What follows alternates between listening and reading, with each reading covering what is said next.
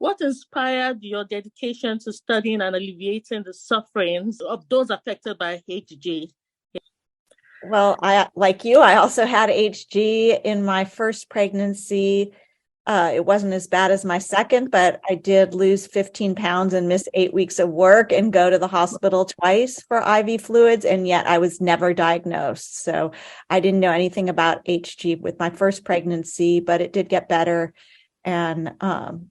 And so when I went on for my second pregnancy, it was so much worse. So I couldn't move without vomiting. So I just had to lie completely still. I couldn't sit up.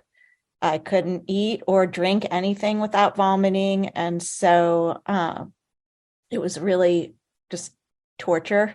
And I ended up losing the baby at 15 weeks. So Oh, wow. yeah, so after that experience, I am a scientist and I had already worked on women's health, focused on women's health. I found the first gene for uterine fibroid tumors.